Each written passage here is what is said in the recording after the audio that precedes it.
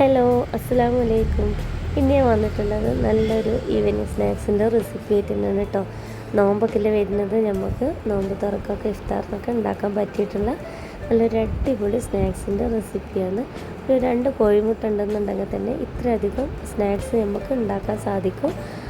വലിയവർക്കും കുട്ടികൾക്കൊക്കെ ഇഷ്ടപ്പെടും കേട്ടോ. ഷവർമയും മയോണൈസൊക്കെ ഇഷ്ടപ്പെടുന്ന എല്ലാവർക്കും ഒരുപാട് ഇഷ്ടമാവുന്ന ഒരു സ്നാക്സിൻ്റെ റെസിപ്പിയാണ് കാണിക്കുന്നത്. ഏകദേശം നമ്മൾ ഷവർമൻ്റെ ഒക്കെ ഒരു ടേസ്റ്റ് വരുന്ന സ്നാക്സ് തന്നെയാണ് കേട്ടോ. ഇതിലേക്ക് നമുക്ക് സവാളയൊന്നും ആവശ്യമില്ല. വളരെ കുറച്ച് ഇൻഗ്രീഡിയൻസ് മതി. നമുക്ക് നല്ല അടിപൊളിയായിട്ട് പാത്രം നിറയെ സ്നാക്സ് റെഡിയാക്കി എടുക്കാം കേട്ടോ. ഇതാദ്യമായിട്ട് കാണുന്ന കൂട്ടുകാരാണെന്നുണ്ടെങ്കിൽ ചാനലൊന്ന് സബ്സ്ക്രൈബ് ചെയ്ത് സപ്പോർട്ട് ചെയ്യുക. ഇത് ഫസ്റ്റ് തന്നെ ഒരു ലൈക്ക് തരാനും കൂടി മറക്കരുത് കേട്ടോ. അപ്പോൾ അതാ നമുക്കിത് എങ്ങനെയാണ് ഉണ്ടാക്കാൻ നോക്കാം. ഞാൻ അതിന് വേണ്ടിയിട്ട് ഒരു ചെറിയ ക്യാരറ്റും ഒരു ക്യാബേജും ഒരു ക്യാപ്സിക്കും എടുത്ത് വെച്ചിട്ടുണ്ട് കേട്ടോ. ഇത് മുഴുവനായിട്ടൊന്നും നമുക്ക് വേണ്ട. ഈ ക്യാരറ്റിൻ്റെ പകുതി മതി. ക്യാരറ്റ് ഏറ്റവും കുറച്ചാണ് കേട്ടോ ഇടുന്നത്. അപ്പോൾ ഇതാ ഈ ഒരു ക്യാരറ്റിൻ്റെ പകുതി മാത്രമേ ഞാൻ എടുത്തിട്ടുള്ളൂ കേട്ടോ. ഇത് ചോപ്പറിലിട്ടിട്ട് നമുക്ക് ചെറുതായിട്ട് ചോപ്പ് ചെയ്തെടുക്കുക. ഇതേപോലെ കത്തിയായിട്ട് കുഞ്ഞു കുഞ്ഞു പീസായിട്ട് എടുക്കുക, എന്തെങ്കിലുമൊക്കെ ചെയ്യുക കേട്ടോ. അപ്പോൾ ഞാനിത് കത്തിയായിട്ട് ചെറിയ പീസാക്കിയിട്ട് അരിഞ്ഞെടുക്കുകയാണ് ചെയ്തിട്ടുള്ളത്. ഇനി നമുക്ക് വേണ്ടത് ക്യാബേജാണ്. അപ്പോൾ ഇതേമാതിരി ഒരു സ്ലൈസറിലിട്ടിട്ട് ഒന്ന് സ്ലൈസ് ചെയ്തെടുത്തതിന് ശേഷം ഞാൻ കത്തിയിട്ട് ഒന്നുകൂടെ ചെറുതാക്കിയിട്ട് അരിഞ്ഞ് പീസാക്കിയിട്ട് എടുക്കുന്നുണ്ട് കേട്ടോ. വലിയ പീസാക്കിയിട്ടുണ്ടെന്നുണ്ടെങ്കിൽ നമുക്കത് ബോളാക്കിയിട്ട് ഉരുട്ടിയെടുക്കാൻ പ്രയാസമായിരിക്കും. അതുകൊണ്ട് ഇതേപോലെ കുഞ്ഞു കുഞ്ഞു പീസാക്കാൻ വേണ്ടിയിട്ട് ശ്രദ്ധിക്കുക. അപ്പോൾ ക്യാബേജ് നമ്മൾ ഒന്നുകൂടെ കഴുകിയിട്ട് എടുക്കണം കേട്ടോ. നമ്മൾ ക്യാബേജിൻ്റെ പുറം ഭാഗം മാത്രം കഴുകിയാൽ വൃത്തിയാവില്ല. അതുകൊണ്ട് ഇതേപോലെ ഒന്നുകൂടെ കഴുകിയെടുക്കുക. എന്നിട്ടൊന്ന് വെള്ളം വാരാൻ വേണ്ടിയിട്ട് വെച്ചാൽ മതി. പിന്നെ ഇതൊരു ക്യാപ്സിക്കം, കുഞ്ഞ് ക്യാപ്സിക്കായിട്ട് എടുത്തിട്ടുള്ളത്. വലിയ ക്യാപ്സിക്കാണെന്നുണ്ടെങ്കിൽ അതിൻ്റെ പകുതി മാത്രം എടുത്താൽ മതിയാവും. അതും ഇതേപോലെ തന്നെ ചെറുതായി ചോപ്പ് ചെയ്തെടുത്തിട്ടുണ്ട്. ഇനി ഒരു മിക്സിൻ്റെ ജാർ എടുത്തിട്ട് ഒരു 2 കോഴിമുട്ട പൊട്ടിച്ചൊഴിച്ച് കൊടുക്കുന്നുണ്ട്. വെള്ളയും മഞ്ഞൊന്നും സെപ്പറേറ്റ് ചെയ്തെടുക്കുമെന്ന് വേണ്ട കേട്ടോ. ഇതേപോലെ ഫുള്ളായിട്ട് തന്നെ ഒഴിച്ചു കൊടുക്കുക. ഇത് നമ്മൾ മയോണൈസാണ് കേട്ടോ ഉണ്ടാക്കിയെടുക്കാൻ പോണത്. മയോണൈസ് ഉണ്ടാക്കിയെടുക്കാനൊക്കെ എല്ലാവർക്കും ഇഷ്ടമാവും. അപ്പോൾ ഞാൻ കുറച്ച് വെളുത്തുള്ളിയും കൂടി ഇട്ട് കൊടുത്തിട്ടുണ്ട്. വെളുത്തുള്ളി കൂടുതൽ ഇഷ്ടമാണെന്നുണ്ടെങ്കിൽ കൂടുതൽ ഇട്ട് കൊടുക്കുക. കുറവ് ഇഷ്ടമാണെന്നുണ്ടെങ്കിൽ ഒരു 2-3 അല്ലി ഇട്ട് കൊടുത്താൽ മതി കേട്ടോ. എനിക്കിവിടെ കുറച്ച് കൂടുതൽ ഇടുന്നതാണ് ടേസ്റ്റ് ഇഷ്ടം.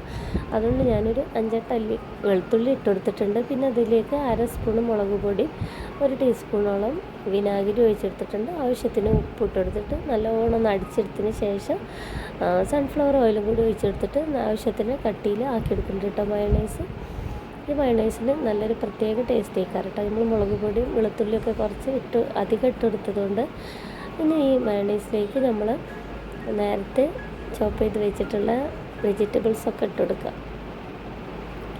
ക്യാബേജിൽ ഇത്തിരി വെള്ളം കൂടി ബാക്കിയുണ്ടായിരുന്നു കേട്ടോ. അപ്പോൾ അത് ഞാൻ കൈ കൊണ്ടൊന്ന് പിഴിഞ്ഞെടുത്തതാണ്. പിന്നെ ഇതാ ക്യാപ്സിക്കും ക്യാരറ്റും കൂടി ഇട്ട് കൊടുക്കുക. എന്നിട്ട് ഇത് നല്ലപോലെ ഒന്ന് മിക്സ് ചെയ്തിട്ട് എടുക്കണം കേട്ടോ.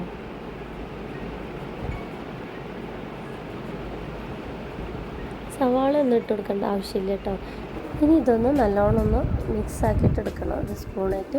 ഇനി ഇത് ടൈറ്റാക്കാൻ വേണ്ടിയിട്ട് നമ്മൾ ഉപയോഗിക്കുന്നത് ബ്രെഡാണ് കേട്ടോ. നമ്മൾ ആവശ്യത്തിന് ഉള്ള ബ്രെഡ് ഇട്ട് കൊടുക്കാം. അത് ഏത് ബ്രെഡായാലും കുഴപ്പമില്ല കേട്ടോ. സാൻഡ്വിച്ച് ബ്രെഡോ നമ്മളെ കയ്യിലുള്ള ഈ ബ്രെഡോ ഏത് ബ്രെഡായാലും കുഴപ്പമില്ല.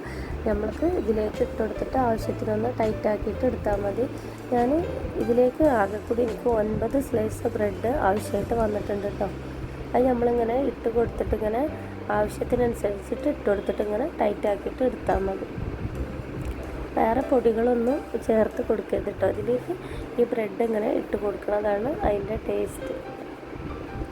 ഞാൻ ഫസ്റ്റ് 4 ബ്രെഡ് ഇട്ട് കൊടുത്ത് പിന്നെ തികയാഞ്ഞപ്പോൾ ഇങ്ങനെ പിന്നെ 3 കൂടി ഇട്ട് കൊടുത്ത് പിന്നെ 3 കൂടി ഇട്ട് കൊടുത്ത് അങ്ങനെ എനിക്ക് ഏകദേശം ഒരു 9 ബ്രെഡോളം ആയിട്ടുണ്ട് കേട്ടോ. നമ്മളിങ്ങനെ കയ്യിലിട്ട് ഉരുട്ടി കൊടുത്തിട്ടുണ്ടെന്നുണ്ടെങ്കിൽ ഇങ്ങനെ ബോളാക്കി എടുക്കാൻ വേണ്ടിയിട്ട് പറ്റണം. അത്രയും ബ്രെഡാണ് നമ്മൾ ഇട്ട് കൊടുത്തിട്ടുള്ളത്.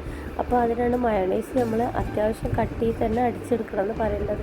അല്ലാന്നുണ്ടെങ്കിൽ ഒരുപാട് ബ്രെഡ് നമ്മൾ ഇതേപോലെ ഇട്ട് കൊടുക്കേണ്ടി വരും.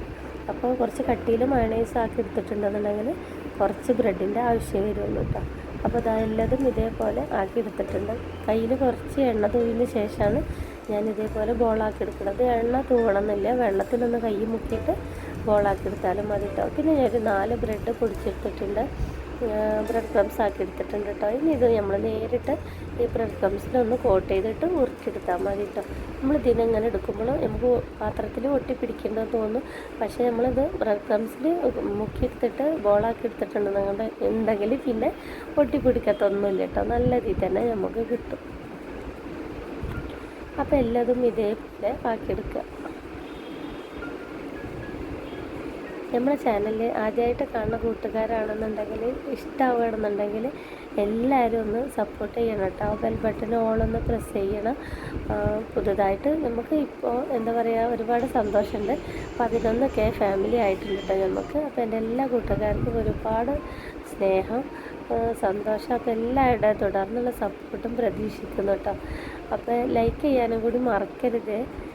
അപ്പോൾ ഇതാ ഞാൻ എല്ലാതും എണ്ണയിലിട്ടിട്ട് പൊരിച്ച് കോരിയെടുക്കുകയാണ്. ഇത് ഞാൻ നല്ല ഹൈ ഫ്ലെയിമിൽ വെച്ചിട്ട് ചൂടാക്കിയെടുത്തതിന് ശേഷം മീഡിയം ടു ലോ ഫ്ലെയിമിലേക്ക് വെച്ചിട്ടാണ് പൊരിച്ചെടുക്കുന്നത്. ഇത് പെട്ടെന്ന് തന്നെ ആയി കിട്ടും കേട്ടോ.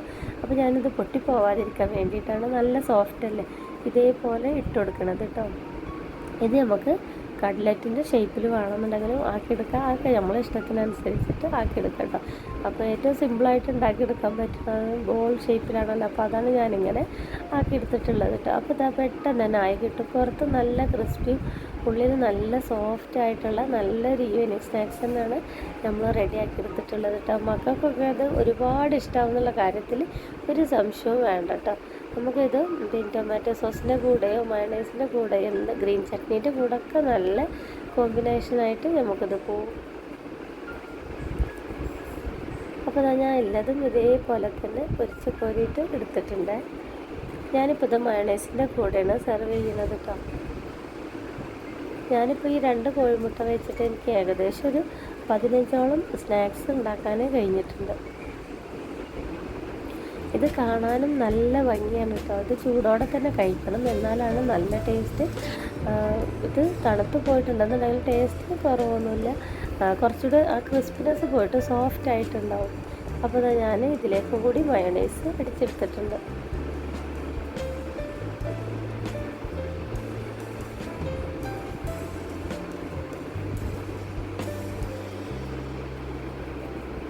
പുറത്ത് നല്ല ക്രിസ്പിയാണ് കേട്ടോ, ഉള്ളിൽ നല്ല സോഫ്റ്റ് ആയിട്ടാണ് കിട്ടുന്നത്. നല്ലൊരു കളർഫുൾ ആയിട്ടുള്ളൊരു സ്നാക്സ് തന്നെ ഈ കര നമുക്ക് കിട്ടല് കേട്ടോ. ഉള്ളിൽ നല്ല പച്ചയും മഞ്ഞയും വെള്ളയൊക്കെ കളറായിട്ട് കാണാനും നല്ല ഭംഗിയാണ്. പച്ചക്കറി തിന്നാത്ത കുട്ടികളുണ്ടെന്നുണ്ടെങ്കിലൊക്കെ ഇങ്ങനെ കൊടുത്തിട്ടുണ്ടെങ്കിൽ അവർക്ക് എന്തായാലും ഇഷ്ടപ്പെടും. അപ്പോൾ ഒരുപാട് സ്നേഹത്തോടെ സ്വന്തം നൂറാത്തി